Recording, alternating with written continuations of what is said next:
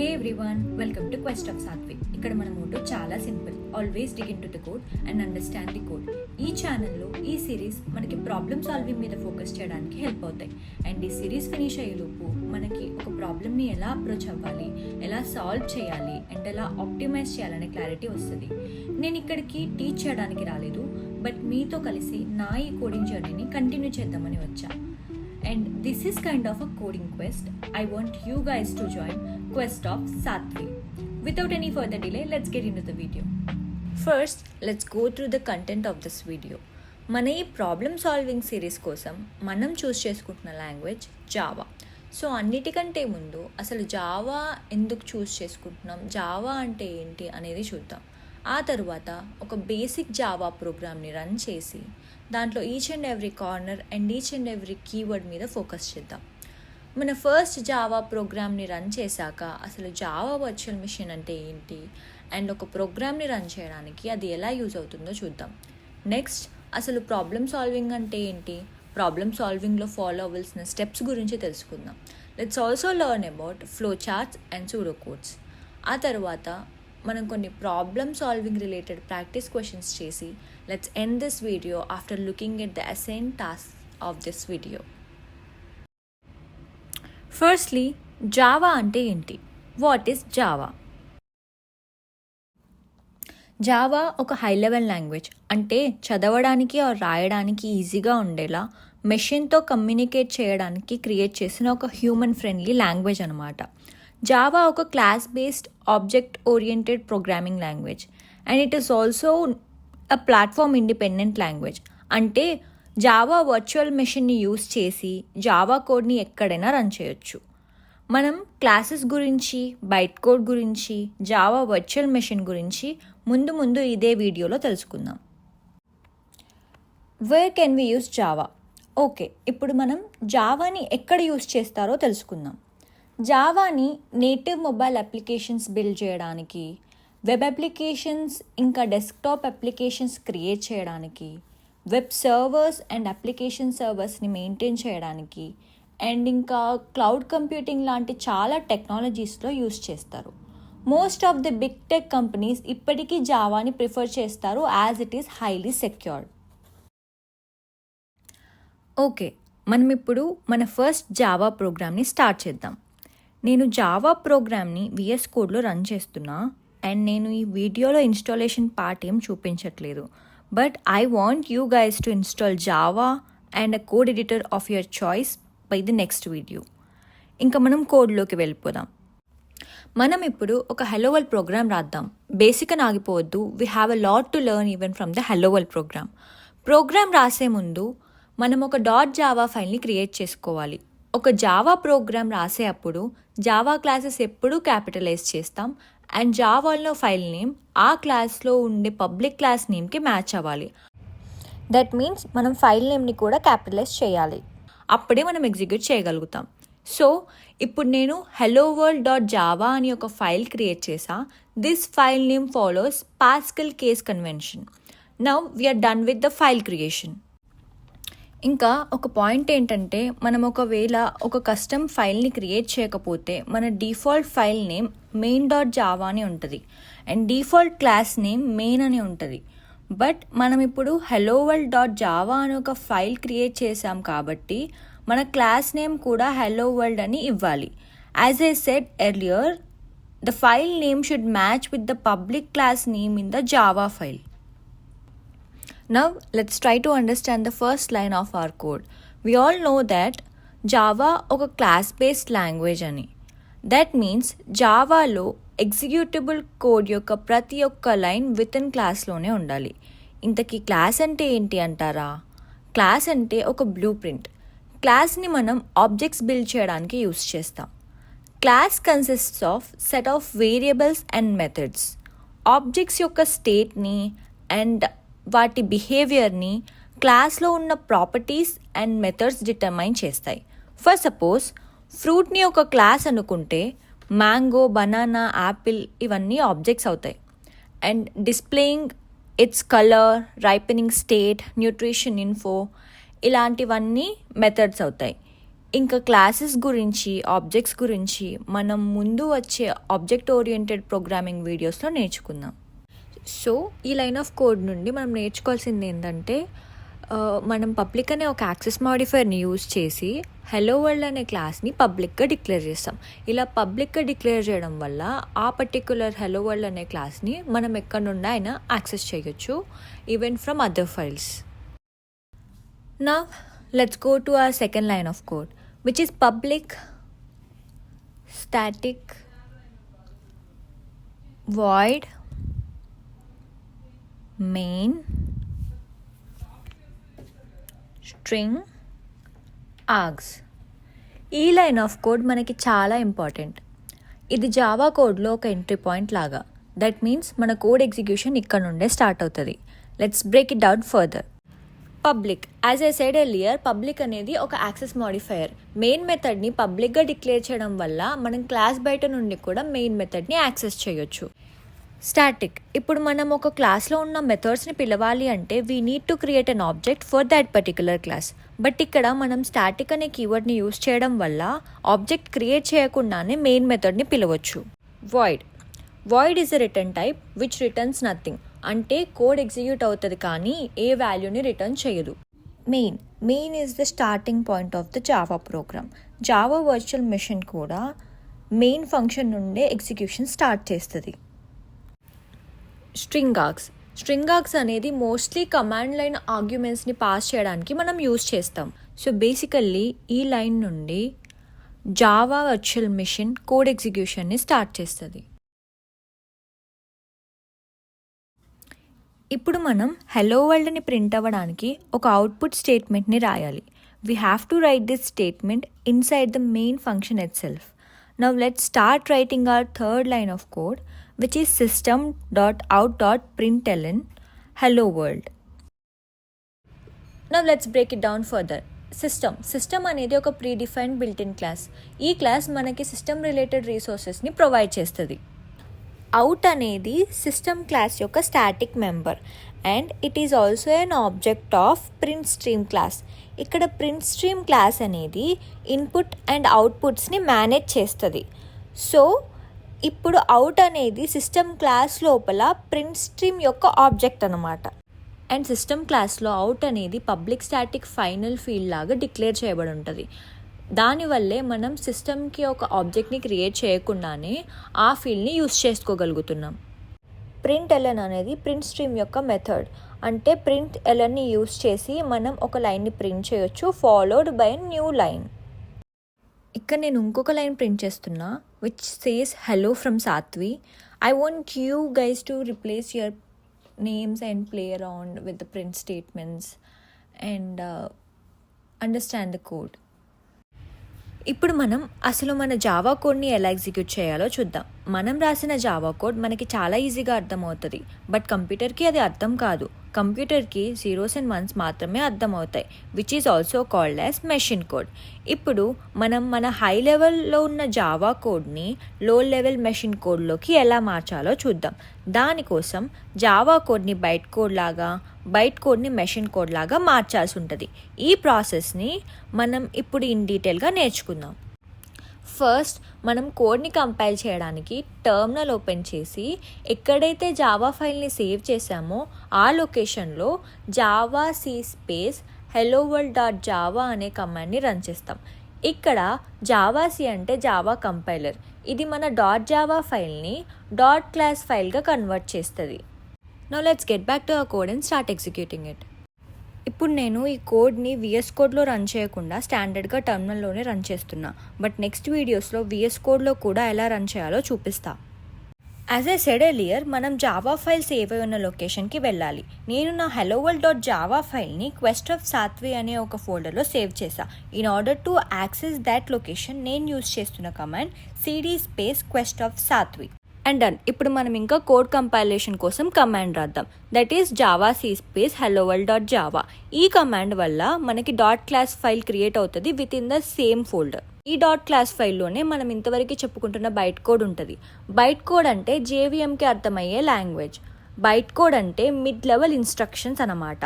అంటే కంప్లీట్గా high level లాంగ్వేజ్లా ఉండదు, లో లెవెల్ లాంగ్వేజ్లా ఉండదు. హ్యూమన్కి అర్థం కాదు, మెషిన్కి కూడా అర్థం కాదు. Only JVM, that is Java virtual మెషిన్కి మాత్రమే అర్థమవుతుంది. This bytecode runs on a Java virtual machine, which makes it platform independent. And this is the reason why Java is also a platform independent language. మనం ఒకవేళ dot class ఫైల్ని నోట్ప్యాడ్లో open చేసి చూస్తే మనకి strange symbols లాగా కనిపిస్తాయి. అదే byte code. ఆ బైట్ కోడ్లో మెషిన్కి అర్థమయ్యేలా చెప్పడానికి కొన్ని ఇంటర్మీడియట్ స్టెప్స్ ఉంటాయి, which only JVM can understand. నేను రిఫరెన్స్ కోసం శాంపుల్ బైట్ కోడ్ని ఇక్కడ యాడ్ చేశాను. This is how a bytecode will look like. Coming to the next step of our execution, that is running the command java space hello world.java. ఈ command వల్ల byte code అనేది machine level instructions లాగా మారుతాయి and ఆ instruction CPUకి pass చేయబడతాయి to finish the execution. Now let's type in the command in the terminal and then let's check the output. And then we got the output, that is hello world and hello from Satvik.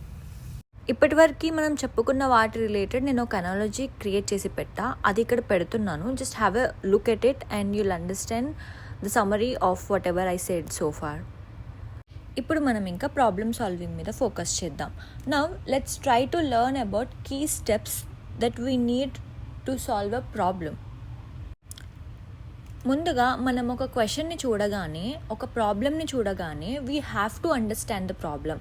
అంటే మనల్ని ఏం అడుగుతున్నారు, మనకు కావాల్సింది ఏంటి ఆ question నుండి, and what kind of problem is being solved అనేది మనం చెక్ చేసుకోవాలి. ఆ తర్వాత we have to analyse inputs and expected outputs. Problem statement నుండి మనకు వస్తున్న ఇన్పుట్స్ ఎలాంటివి, ఒక నంబర్ వస్తుందా, ఒక అరే వస్తుందా, ఆర్ ఎల్స్ ఒక స్ట్రింగ్ వస్తుందా, సెట్ ఆఫ్ నంబర్స్ వస్తున్నాయా ఏంటనేది చెక్ చేసుకోవాలి. అండ్ ఎక్స్పెక్టెడ్ అవుట్పుట్స్ నుండి కూడా like what are they expecting, అంటే మనం ఒక స్ట్రింగ్ని రిటర్న్ చేయాలా, ఒక స్ట్రింగ్ని ప్రింట్ చేయాలా, ఆర్ అరేని రిటర్న్ చేయాలా అనేది మనం చెక్ చేసుకోవాలి. నెక్స్ట్ స్టెప్లో సొల్యూషన్ కోసం మనం ఒక క్లియర్ ప్లాన్ చేసుకోవాలి. లైక్ ఒక బిగ్ ప్రాబ్లమ్ని స్మాల్ స్టెప్స్గా బ్రేక్ డౌన్ చేయాలి. ప్రతి స్టెప్ ఏం చేస్తుంది అనే క్లారిటీ మనకు ఉండాలి. ఇలాంటి ప్లానింగ్తో కోడ్ రాయడం చాలా ఈజీ అవుతుంది. మనం అనుకున్న సొల్యూషన్కి ఒక ఫ్లో చార్ట్ కానీ సూడో కోడ్ కానీ ప్రిపేర్ చేసుకుంటే will get more clarity on that particular solution. Flow chart అంటే ప్రాసెస్ని గ్రాఫికల్గా చూపించడం అనమాట, అండ్ సూడో కోడ్ అంటే లాజిక్ని సింపుల్ ఇంగ్లీష్లో రాయడం అనమాట. కోడ్కి ముందు మనం ఇలాంటి చిన్న చిన్న స్టెప్స్ చేస్తే యాజ్ ఎ బిగినర్గా we will not get confused and will get more clarity on the solution.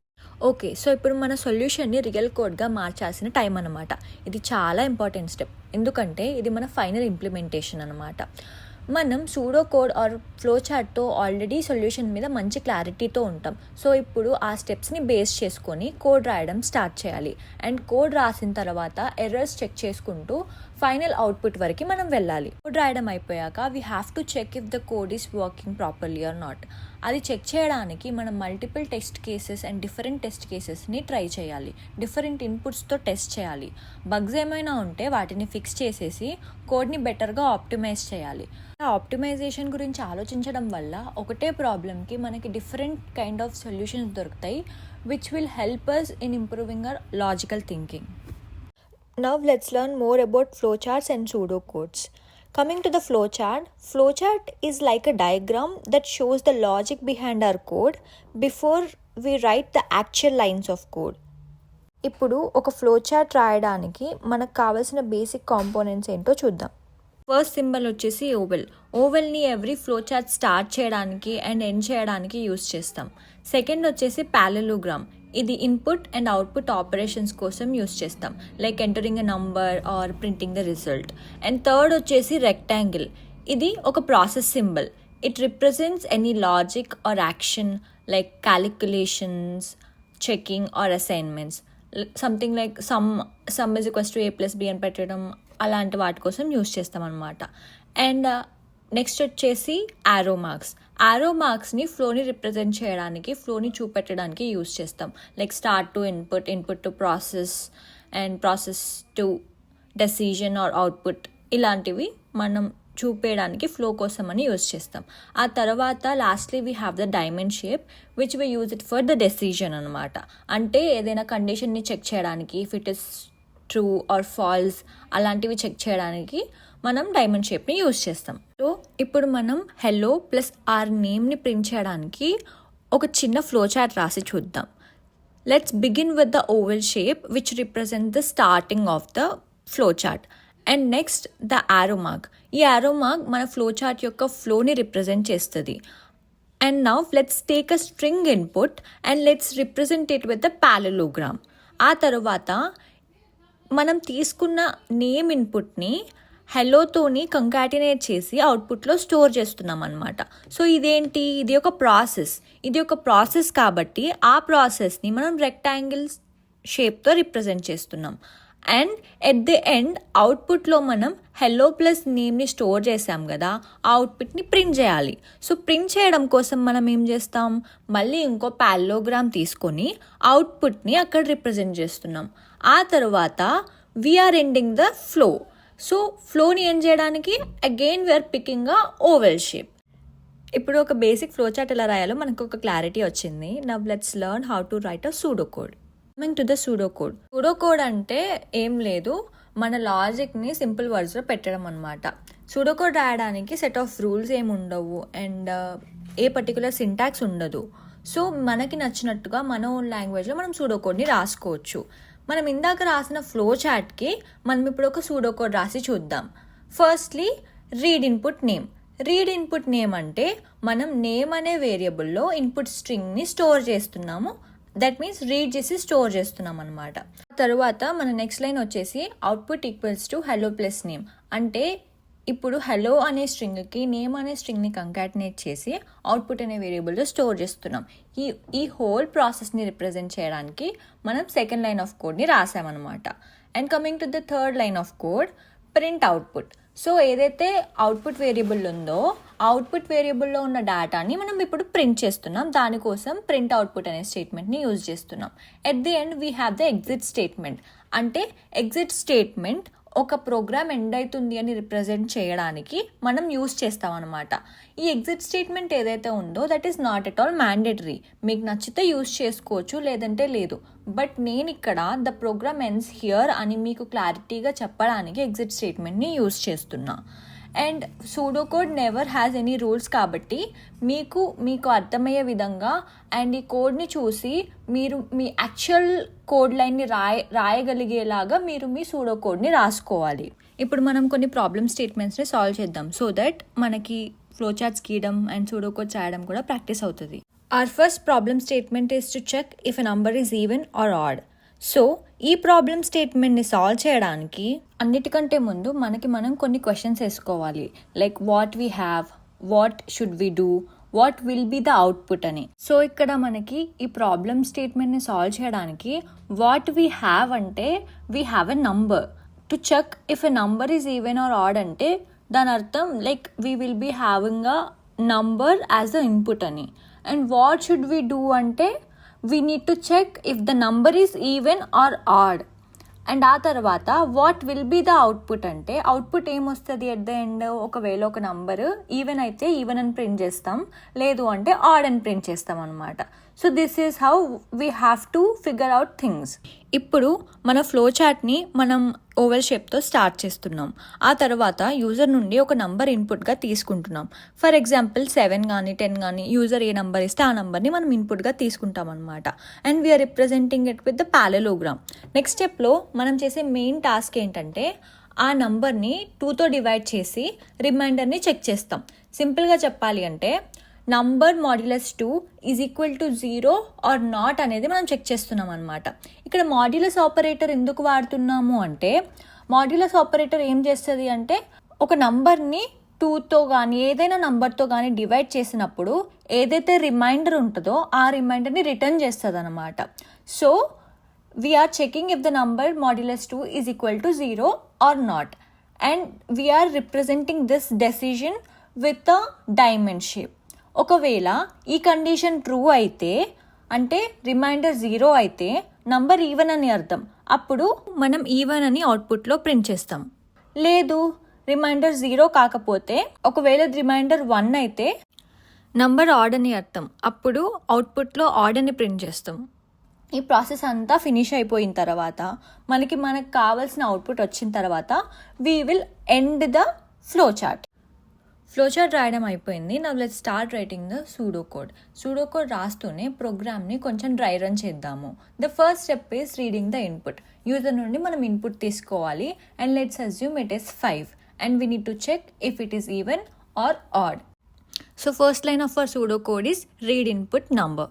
And మన నెక్స్ట్ స్టెప్ వచ్చేసి నంబర్ని 2తో డివైడ్ చేసి దాని రిమైండర్ 0నా కాదా అని చెక్ చేయాలి. ఒకవేళ దాని రిమైండర్ 0 అయితే మనం ఈవెన్ అని ప్రింట్ చేస్తాం. To represent that we are writing if num modulus 2 is equal to 0 then print even. ఒకవేళ రిమైండర్ 0 అవ్వలేదు అంటే అది ఆడ్ అని అర్థం. సో మనం ఇప్పుడు ఇంకో లైన్ రాయాలి, ఎల్స్ ప్రింట్ ఆడ్ అని.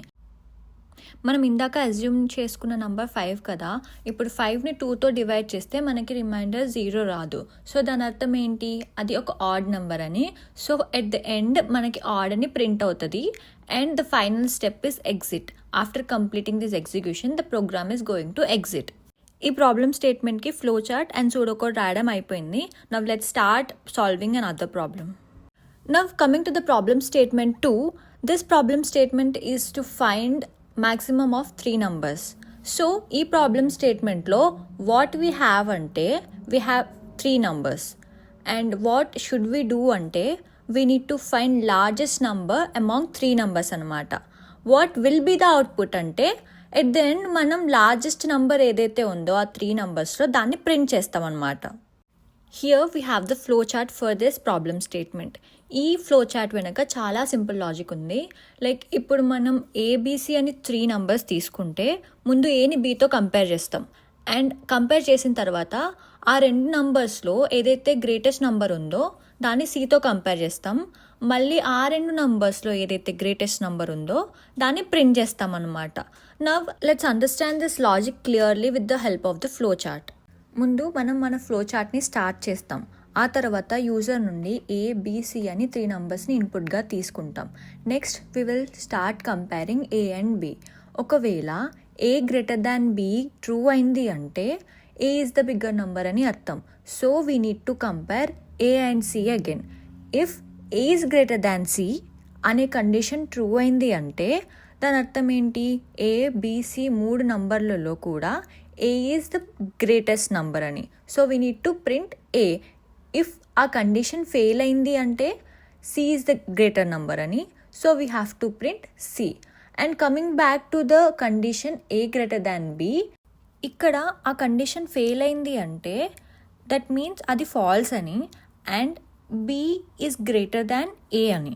సో ఇప్పుడేం చేయాలి, బిని సితో కంపేర్ చేసి మళ్ళీ బి గ్రేటర్ దాన్ సియా కాదా అనేది చెక్ చేయాలి. If B is greater than C అయితే we have to print B.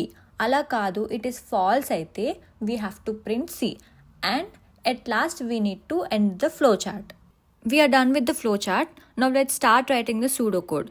మన ఫస్ట్ లైన్ వచ్చేసి read input A B C. This is to read the input. ఆ తర్వాత we will check if A is greater than B. ఆ తర్వాత ఆ condition ట్రూవా కాదా అని చెక్ చేస్తాం. ఒకవేళ ట్రూ అయితే then check if A is greater than C. If A is greater than C we need to print A, else we need to print C. ఒకవేళ మన A is greater than B condition false అయినట్టయితే then we will check if B is greater than C. If B is greater than C అనేది true అయితే we need to print B, else we will be printing C as the output. And finally we need to exit the program. ఇప్పుడు ఈ pseudo కోడ్ని use చేసి మనం ప్రోగ్రామ్ని dry run చేద్దాం. And let's assume A B C as 3, 5 and 2. Okay, ఇప్పుడు A and బిని మనం ఫస్ట్ కంపేర్ చేయాలి. So we have to compare if 3 is greater than 5. 3 is not greater than 5 కాబట్టి మన ట్రూ కండిషన్ ఫెయిల్ అవుతుంది and మన false condition execute అవుతుంది. ఇప్పుడు ఏం చేస్తాం, మళ్ళీ 5ని 2తో కంపేర్ చేస్తాం and will check if 5 is greater than 2. Yes, 5 is greater than 2 కాబట్టి మనకి అవుట్పుట్ 5 వస్తుంది అనమాట. This is how the program will be executed. As a బిగినర్గా ఇట్లా flow charts or pseudo codes చేయడం వల్ల మనకి కోడ్ రైటింగ్లో చాలా హెల్ప్ అవుతుంది. అండ్ మెల్లిమెల్లిగా వితౌట్ ఎనీ హెల్ప్ మనం డైరెక్ట్గా కోడ్ రాసే కెపబిలిటీ మనకు వస్తుంది. ఈ వీడియోలో మనం flow charts and pseudo codes మీద ఎక్కువగా ఫోకస్ చేసాం. బట్ రాబోయే వీడియోస్లో మనం యాక్చువల్ లైన్స్ ఆఫ్ కోడ్ రాస్తాం. అలాంగ్ విత్ జావా మనం ప్రాబ్లమ్ సాల్వింగ్ కూడా నేర్చుకుంటాం. ఈ వీడియో ఫినిష్ చేసే ముందు మీకోసం కొన్ని టాస్క్స్ అసైన్ చేస్తాను. Now let's get in to the assign task. మన ఫస్ట్ టాస్క్ ఏంటంటే we need to download and install Java JDK. నేను మీకు డిస్క్రిప్షన్లో ఒక లింక్ ప్రొవైడ్ చేస్తాను. ఆ లింక్కి వెళ్ళి just download the stable version of JDK for your operating system and setup environment variables also. ఆ తర్వాత install a code editor of your choice. But బిగినర్స్కి I would suggest Visual Studio Code. If you want, you can also download IntelliJ. But beginners, just stick to VS Code. నేను ఇచ్చే link మీద click చేసి just download VS Code for your operating system and then install it. ఆ తర్వాత VS Code కోసం ఒక Java ఎక్స్టెన్షన్ని install చేసుకోవాలి. సింపుల్గా VS Codeలోకి వెళ్ళి VS Codeలో ఎక్స్టెన్షన్స్లో extension pack for Java by Microsoft కోసం సెర్చ్ చేయండి అండ్ దాన్ని ఇన్స్టాల్ చేయండి. Coming to the next task. మన సెటప్ అంతా అయిపోయాక write a Java program to print hello plus your name and try printing different statements also. Next ఒక pseudo code రాయండి to input a number and display whether it is positive, negative or zero. ఆ తర్వాత some of 2 నంబర్స్ని calculate చేయడానికి ఒక flow చార్ట్ని గీయండి. At last write a pseudo code to check if a person is eligible to vote or not. అంటే వాళ్ళు ఇచ్చిన input age 18 are అంతకన్నా ఎక్కువ ఉంటే ఎలిజిబుల్ అయినట్టు ఆర్ ఎల్స్ కానట్టు. సో ఇవి ఈరోజుటి టాస్క్. నెక్స్ట్ వీడియో కల్లా మనం ఈ టాస్క్ అన్ని ఫినిష్ చేసి let's start the next video with the curiosity. అంతే, ఇంకా మళ్ళీ నెక్స్ట్ వీడియోలో కలుద్దాం. Until then just be curious, stay confident and keep practising.